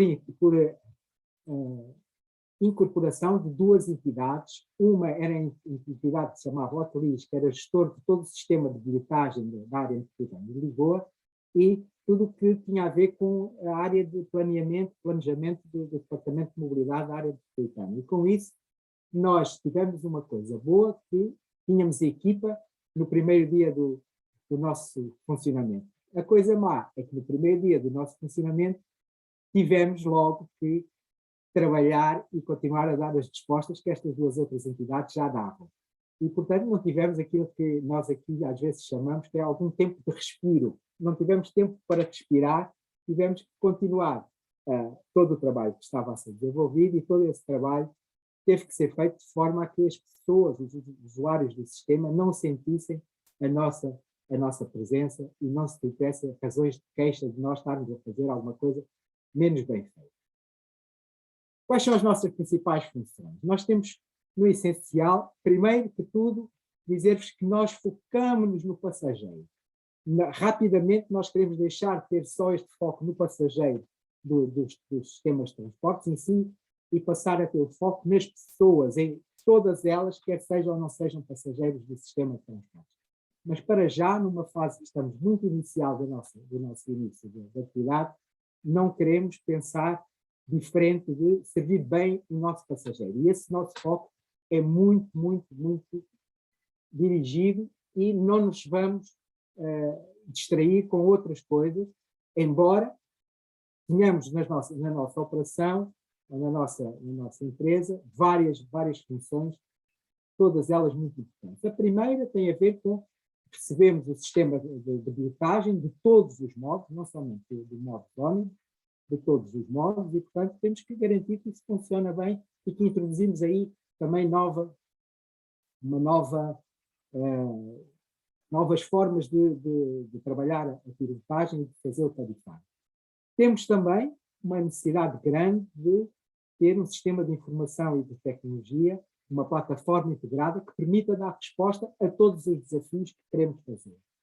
Naturalmente, isto faz estudando, planejando, tendo pesquisa, introduzindo inovação, estando a olhar para os clientes e para os usuários e ter situações de marketing e melhorar essa relação com esses clientes. E temos uma coisinha pequenina, que nós aqui brincamos, dizendo que é uma coisa pequena, que é uma nova operação de ónibus. Esta operação de ónibus, que nós vamos ser responsáveis, inclui uma operação de 1.900 ónibus. Portanto, é uma mega operação de ónibus para toda a área metropolitana de Lisboa. Juntamos a isto também a capacidade de ser autoridade de transportes para fazer a gestão de todo o sistema. Onde é que nós estávamos até antes de 2019? Nós estávamos perdendo muita demanda dos transportes públicos, mas perdendo muita demanda era mesmo passar de uma relação de cerca de 45% de utilizadores, de usuários do sistema global que usavam transporte coletivo, ou transporte público, e passaram a usar, em 2017, passaram a usar só 16%. E tivemos então aqui uma quebra imensa, de mais de 32 pontos percentuais entre 1991 e 2017. Esta situação não era uma situação que nós pudéssemos manter. E por isso foi necessário identificar quais eram as principais peças que estavam a permitir que isto acontecesse e que nós perdêssemos tanta procura, tanta demanda para os outros modos de transporte. E percebemos que tínhamos um sistema muito complexo, que tínhamos uma cobertura desigual, quer de operadores, quer dos serviços. As pessoas não entendiam o sistema e o sistema tinha um preço para cada usuário que podia variar muito e era sentido como um preço muito elevado. E a complexidade, por exemplo, a dificuldade de compreensão do sistema, mede-se no facto de que temos mais de 7.000 tipos de transporte diferentes. Não eram todos de matriz diferente, mas tínhamos títulos que depois eram, alguns deles para jovens, outros para pessoas idosas, outros para pessoas com determinado tipo de dificuldade. Era quase impossível as pessoas perceberem o que nós estávamos a oferecer. Até mesmo as pessoas que estavam nas bilheteiras e que tinham que ajudar o usuário. Quando o usuário chegava e perguntava qual é o melhor título para mim, havia dificuldade em dar essa resposta. Por outro lado, o sistema que existia não cobria o território integralmente, a área metropolitana, cobria somente 30% do território, ainda que cobrisse cerca de 70% da população sabida. Portanto, isto tem tudo a ver com as zonas mais densas, e era nessas zonas mais densas da área metropolitana onde este sistema existia.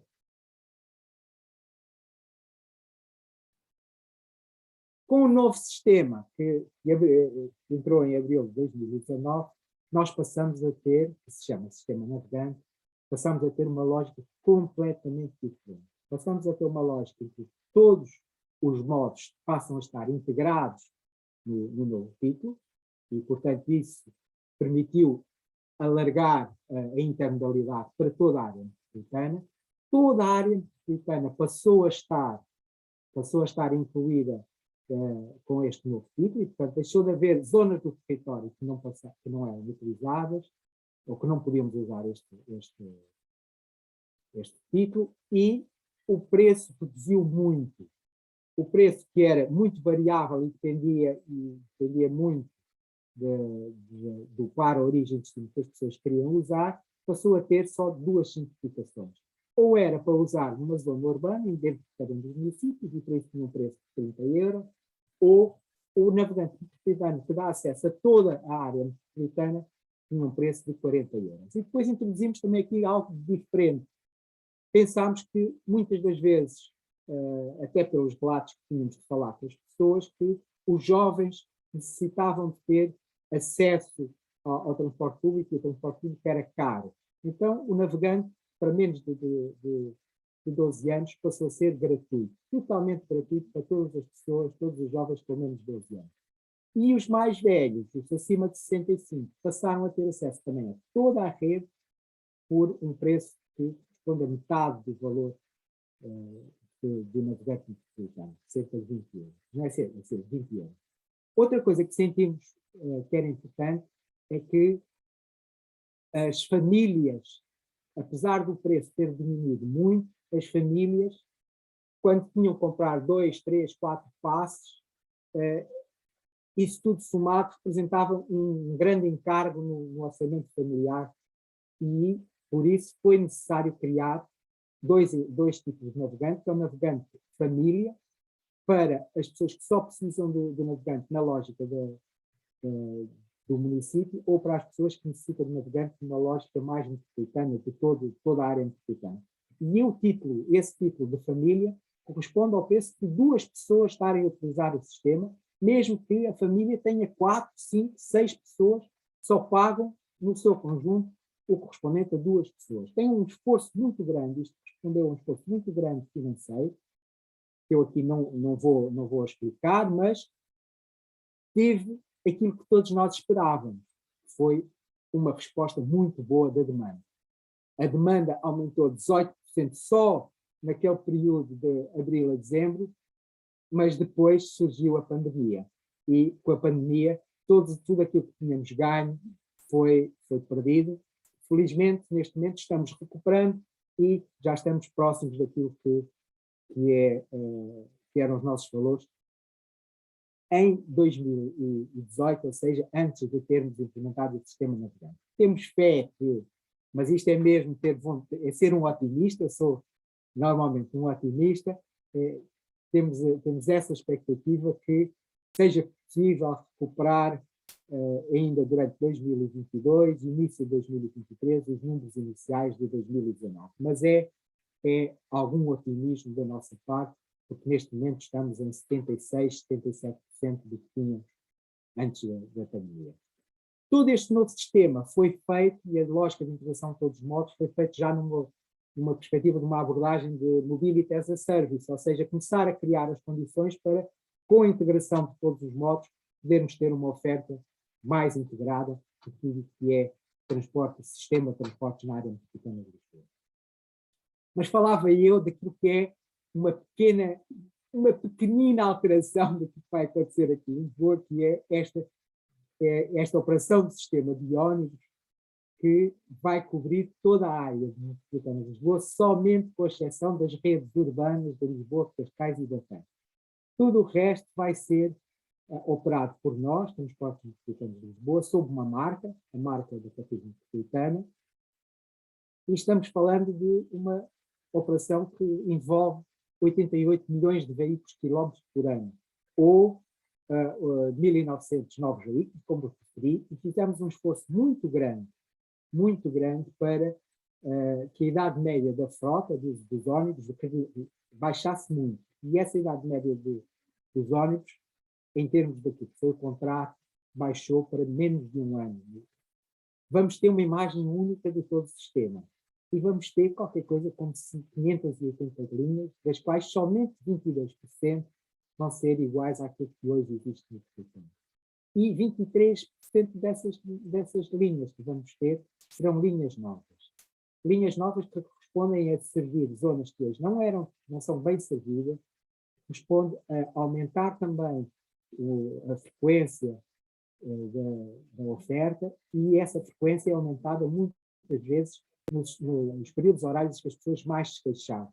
Nós ouvimos as pessoas, tentámos perceber o que cada um dizia que poderia ser melhorado no sistema, e havia sistematicamente queixas de que o sistema não respondia bem fora dos períodos de pico, não respondia bem nos períodos de fora de fim do dia, não respondia bem durante os dias de final de semana. E por isso nós também estamos a aumentar muito a nossa oferta nesses períodos. Como o tempo é pouco, eu não vou falar tanto sobre o que é o atual e o que vai ser o nosso futuro, mas gostava muito de vos deixar duas mensagens importantes. A nossa preocupação com o clima e com as alterações climáticas que o impacto dos sistemas biónicos têm, e por isso nós fizemos no nosso concurso o pedido que pelo menos 5% dos veículos fossem não poluentes, que 90% dos veículos fossem no mínimo classe Euro 5 ou superior, como boa parte dos concursos das respostas foram no sentido de veículos novos. Então, todos estes veículos vão ser Euro 6 e, portanto, são veículos com praticamente com níveis de poluição já muito reduzidos e todos os novos veículos que viermos a ter, a sua idade média tem que manter-se e, portanto, tem que ser tipicamente veículos novos ou com muito poucos anos. E a preocupação com o usuário, a preocupação com o passageiro, que os veículos fossem adaptados para cadeiras de rodas, que tivessem a possibilidade de ter piso rebaixado para facilitar todas as operações, que fossem adaptados a pessoas de mobilidade reduzida, tivessem sistema de ajoelhamento, que é baixar um pouco o autocarro para que o ônibus, peço desculpa, baixassem um pouco o ônibus para facilitar o acesso e, portanto, toda esta aposta foi feita dessa forma. Esta mega operação de ônibus tem que ser gerida. Esta é uma grande dificuldade deste processo. Partimos do passageiro, que é a nossa base, mas nós temos que gerir a informação toda que vamos gerar. Primeira grande decisão que tomamos foi tudo deve ser baseado em serviços abertos.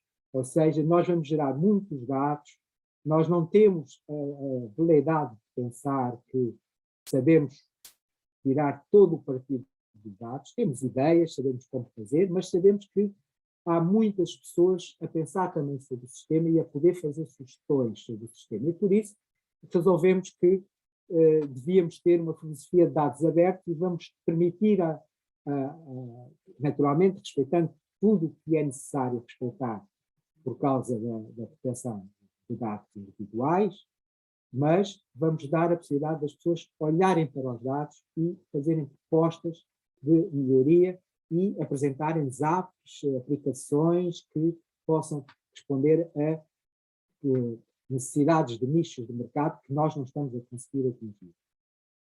Estes passageiros e esta plataforma integrada de gestão da informação tem que ter uma interface muito forte com o passageiro, informação ao público e serviço ao cliente, mas também tem que ter possibilidade de nós fazermos a gestão do contrato, quer dos operadores contratualizados pela TML, quer dos outros operadores. Nós só vamos ter responsabilidade sobre os serviços de ônibus, mas há todo um leque de outros operadores de transportes públicos na área metropolitana de Lisboa, metrô ligeiro, os barcos, a ferrovia, o trem convencional.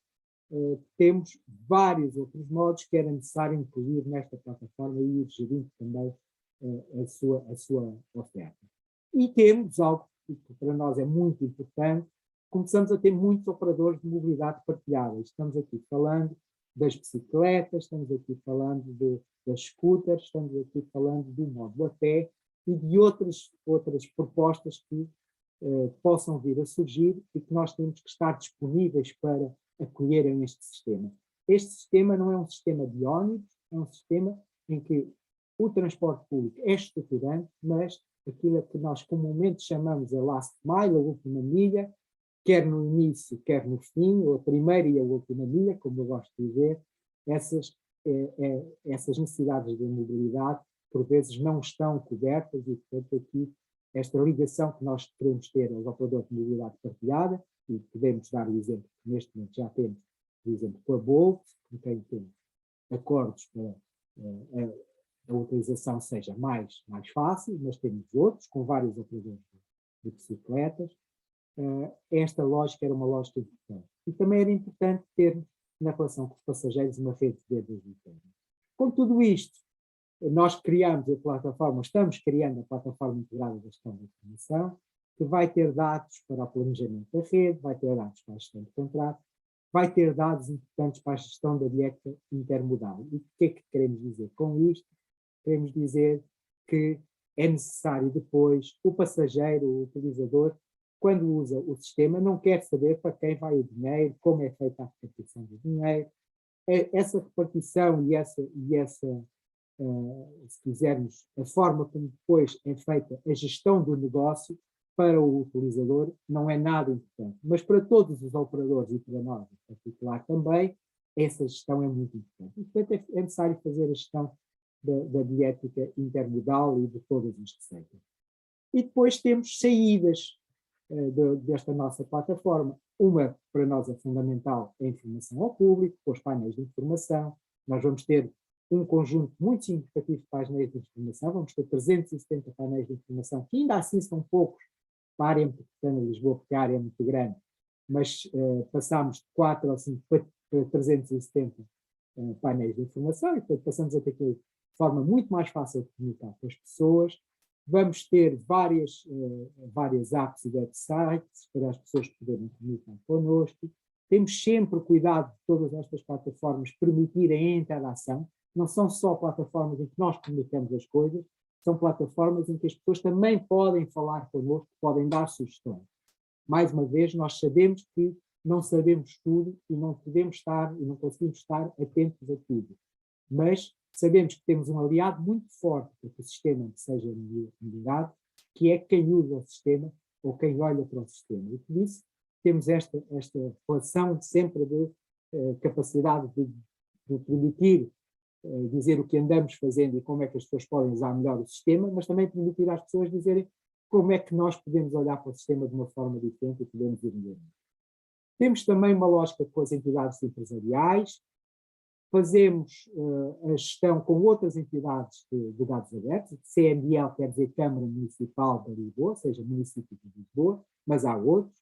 Estamos trabalhando em planejadores de viagens, alguns com base em Google Maps, outros com base em outras ferramentas, e também temos aquilo que são uma relação forte com as entidades oficiais, porque às vezes, quando temos sistemas destes, há coisas que acontecem. E, portanto, temos uma relação boa com a polícia, temos uma relação boa com os corpos de bombeiros, e temos que dar informação para o NAP. NAP é National Access Point, portanto, é o ponto nacional que recebe toda a informação dos sistemas de transportes, isto numa lógica de Portugal, Lisboa, não é uma entidade que viva sozinha, nós temos que estar integrados numa lógica da área metropolitana, numa lógica nacional, e Portugal está integrado numa lógica europeia.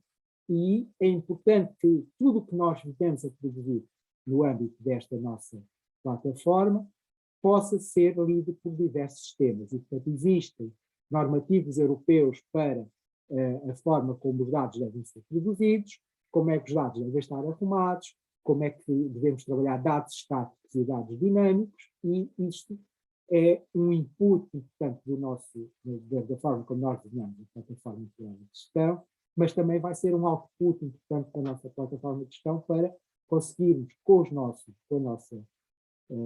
nossa informação, ajudar a que o sistema global europeu de mobilidade possa vir a ser melhorado. Em termos de planejamento, eu já não sei se já me perdi um bocadinho na hora, em termos de planejamento, pesquisa e inovação, nós estamos olhando para a rede metropolitana de ónibus. É algo que é muito importante para nós, a evolução da logística urbana. A logística urbana pode não ter diretamente a ver com os nossos sistemas de transportes, mas são mais um ator do sistema que partilha a mesma infraestrutura e, portanto, é fundamental nós percebermos como é que funciona a logística e a logística urbana e as restrições da logística urbana, porque isso impacta também na nossa atuação.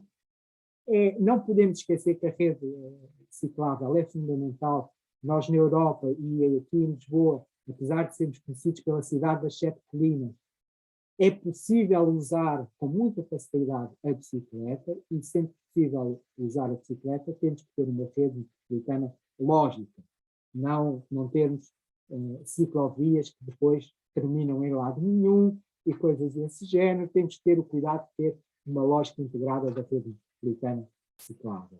Naturalmente, estamos sempre atualizando o nosso plano de mobilidade sustentável. É algo que é um documento que nunca está terminado, é um documento que tem que estar sempre a ser melhorado, e é importante nós termos essa perspectiva e irmos buscar os dados de todo o sistema para ir alimentando este plano de mobilidade sustentável.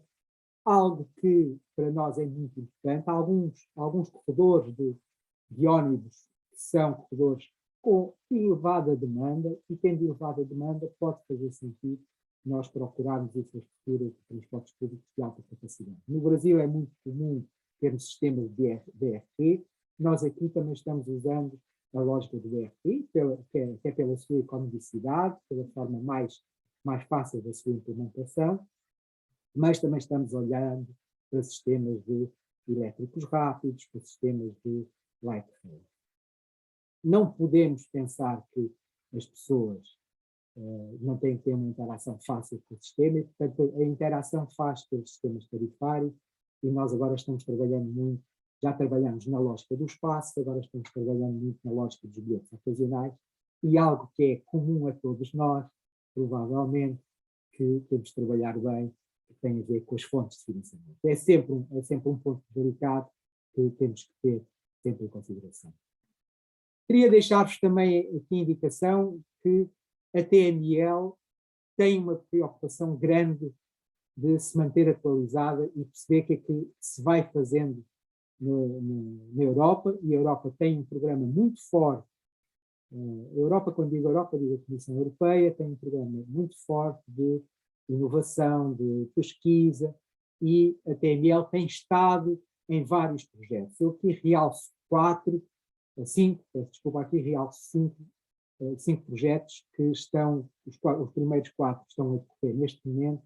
O Vox Pop, como vocês sabem, Vox Pop é voz popular, e portanto o que é que nós aqui estamos tentando fazer é ter a informação das pessoas para ajudar a resolver os processos de transformação digital e, eventualmente, não ir só pelo lado da tecnologia, mas as pessoas há pessoas que não sabem usar a tecnologia, mas que têm, e que nós queremos que usem sistemas, e portanto nós temos que ter aqui no Vox Pop, temos que ter essa possibilidade de perceber quais são os problemas que as pessoas têm e encontrar soluções que permitam encontrar essas respostas.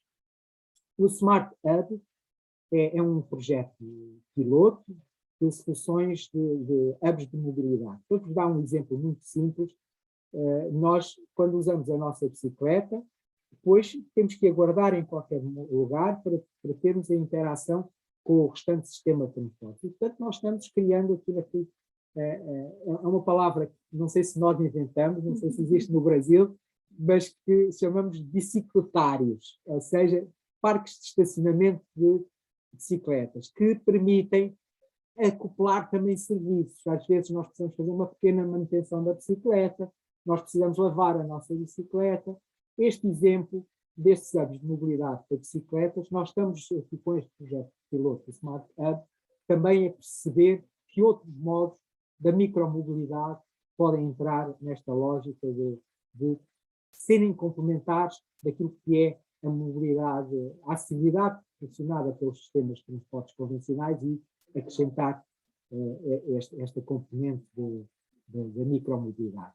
O Móbil T é um projeto também muito grande, em que nós sentimos que é necessário melhorar os sistemas de bilhetagem multimodal da AML, da área metropolitana, e é preciso estar aberto a novos sistemas. Neste momento não faz sentido não pensarmos que o sistema pode vir a ser todo baseado no nosso celular. Não faz sentido pensarmos que um estrangeiro que venha a Portugal ou que venha a Lisboa não possa querer utilizar o seu cartão Visa para utilizar o sistema. Naturalmente temos que ter os sistemas têm que ser redundantes, temos que ter várias possibilidades, ter várias ofertas para as pessoas, porque umas preferem ter o cartão convencional, outras preferem usar o celular, outras preferem ter mesmo pagando mais, não ter mais nenhum cartão, não ter mais nada e usar só o seu cartão Visa. Portanto, estamos no projeto Mobility, juntamente com vários outros parceiros europeus, a discutir como é que nós podemos melhorar esta interface com o nosso utilizador.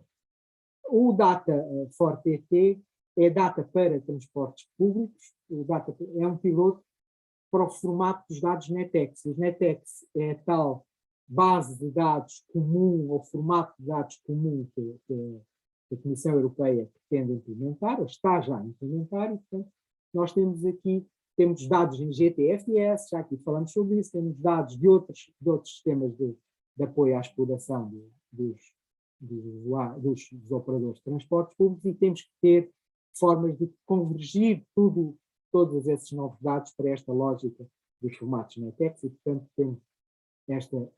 estamos neste projeto de Data for PT, que é um projeto que também nos está a trazer muitos ensinamentos. Mais uma vez, algo que é muito importante falarmos tem a ver com a partilha. E várias cidades, e é o que estamos fazendo aqui também, não é? Várias cidades europeias têm já outras formas de fazer o planejamento da mobilidade urbana sustentável, e nós, ao abrigo do projeto Cívicas Plus, temos feito formação, trocas de experiência, também temos muitos casos interessantes de Lisboa para mostrar, e portanto temos feito essa interação com todos os nossos parceiros europeus. Finalmente, e é o último slide que tenho que vos apresentar, é qual é a nossa visão. A nossa visão, como te disse, nesta fase é uma visão muito centrada no passageiro. E por isso estamos construindo um CRM para conhecer melhor o nosso passageiro. Temos também que comunicar com ele. Portanto, é muito importante ter um total do passageiro. E depois temos que estar disponíveis para perceber que os serviços têm que ser abertos e que temos que ter uma relação forte com a tecnologia, com as aplicações mobile, com os planejadores, com a diética baseada em outros sistemas, e, portanto, temos que ter esta ligação com a tecnologia, mas a área metropolitana de Lisboa é também uma área metropolitana desigual, não é como nós vimos nas imagens da Recife, em que havia quase um contínuo urbano. Nós aqui na área metropolitana de Lisboa temos zonas muito urbanas e temos zonas rurais, e, portanto, é necessário ter serviços a pedir, no qual nós queremos também apostar, e a nossa ambição é ter um bom serviço de transporte flexível, que numa determinada zona pode servir para cobrir zonas de baixa densidade populacional, em que não justifica determinado tipo de oferta convencional, mas também em algumas horas do dia, nomeadamente ao final do dia, também pode fazer sentido ter transportes flexíveis. Depois, olhar para as pessoas, como é que as pessoas se interagem. Nós temos que saber qual é a nossa conta da mobilidade, nós temos que saber quanto é que gastamos na mobilidade.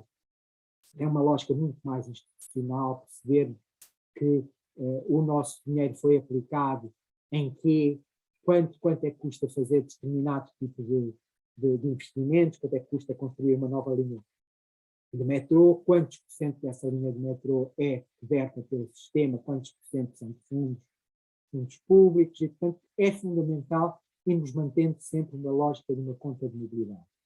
E, por fim, na própria interação com as pessoas e com as diversas lógicas das pessoas e dos grupos de pessoas, de famílias, termos pacotes de mobilidade, e podemos estar a falar de crédito de mobilidade, olhar estes pacotes de mobilidade também numa lógica das empresas, ou seja, criar condições para que toda a gente se possa ver neste novo sistema. Tudo isto vai culminar numa lógica de Mobility as a Service, e para nós a grande dúvida neste momento é se a TML deve ser o operador de Mobility as a Service ou se deve ser o garante que a informação que é dada a todos os usuários do sistema é a melhor informação, e deixar isto aberto ao sistema. Aqui ainda temos dúvidas como nos podemos posicionar, mas esta é a lógica e a visão que temos para a TML nos próximos 3 a 4 anos. Muito obrigado. Obrigada, Faustina. Acho que essa é uma dúvida que está, inclusive, na pauta de várias cidades brasileiras. São Paulo está no mesmo momento que vocês aí em Lisboa, né? Tentando estruturar um ambiente colaborativo. Acho que esse uma questão importante aí, né? Da estruturação dos dados que não ficam presos apenas na prefeitura, mas que respeitam a proteção individual dos dados, né, das pessoas, mas também criam esse ambiente de inovação, assim, né, de ideias, troca de ideias com diferentes atores. Assim. A gente está se encaminhando para o final, assim, não vai dar tempo para fazer aquele jogo de debate, né, que a gente estava planejando, mas acho que, imagina, acho que todas as apresentações foram muito interessantes, então eu já fico o convite aí, né, para outras conversas, né, talvez mais interna, mas que a gente possa continuar esse debate em outros momentos, né, e de fato dialogar um pouco mais. Acho que todas as apresentações enriqueceram e deram insumos para essas futuras conversas.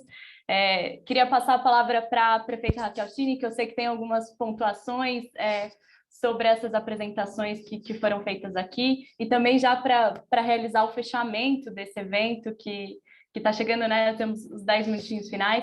Em nome da FNP, já fica aqui o meu agradecimento ao Rafael Pereira, ao Reli dos Santos, à Marília Pina e ao Faustino Gomes e à Camila Garcia, que está aí do lado, e ao Carlos Oliveira também, que esteve presente. Raquel, por favor. Bom, primeiro, parabenizar a todos os apresentadores, né? Foi muito rico, é sempre muito rico, né? Esse debate, essa participação, essa troca de experiências, e na área de mobilidade, eu acho que é das mais ricas de todas as áreas pelas quais passei. E a gente, pela Frente Nacional de Prefeitos, a gente sempre trabalhou em conjunto com o Fórum Paulista, Fórum Nacional de Mobilidade, tentando atingir os municípios pequenos, médios e os grandes, né? Os grandes, eles já têm um problema muito maior, mas ele tem uma estrutura maior também, enquanto que municípios pequenos, sequer, às vezes, dentro da administração pública, tem um órgão autônomo dentro da administração. Muitas vezes é uma diretoria, um departamento, então essa dificuldade muito grande de ter pessoas qualificadas para estruturar toda a mobilidade da cidade. E, além disso, não só esse olhar político, que é um olhar político quando um prefeito decide estruturar um órgão de mobilidade, trânsito, transporte, mas as pessoas participarem nessa troca de informação e abertura dos dados na construção dos editais de concessão é muito importante. Então, muitas vezes as prefeituras ficam reféns de um contrato e não têm acesso àquelas informações que já estão lá, capturadas pelo GPS, com Wi-Fi, temos toda uma estrutura e a gente não roda essa informação. Por quê? Muitas vezes porque não temos o acesso, outras tantas vezes porque não temos pessoas capacitadas para sequer cruzar todos esses dados abertos que estão disponíveis na rede, né? A gente vinha trabalhando aqui na Baixada Santista, são 9 municípios, com um projeto com uma universidade para fazer uma pós-graduação para duas pessoas em cada município que ajudariam o gestor na tomada de decisão, para aprender a fazer esse cruzamento de dados. Eu acho que a gente tem que partir para isso, né? Essas informações são ricas, de pesquisa origem e destino, ou o uso do cartão, nós usamos muito cartão de transporte aqui para cruzar, saber a origem e o destino em qualquer horário. A gente desenvolveu um sistema que a gente vê onde ele sai dentro da região metropolitana, porque é o mesmo operador, né? Já facilita. Mudou o operador, nós perdemos a informação. Então, nós temos que ter esse cuidado e essa capacidade de começar certo, começar um processo certo, tanto da concessão e no planejamento da cidade, né? Eu ficaria aqui 2, 3, 5 meses falando, porque é uma matéria que eu sou apaixonada e eu espero poder participar mais vezes e trocar experiências e avançar cada vez mais nesse tema com vocês, tá? Em nome da Frente Nacional de Prefeitos, Muito obrigado, parabéns a todos e que a gente consiga ajudar esses municípios menores, né, a estruturar toda a sua mobilidade para ajudar as pessoas a ter seus deslocamentos mais ágeis e mais seguros. Obrigada, gente.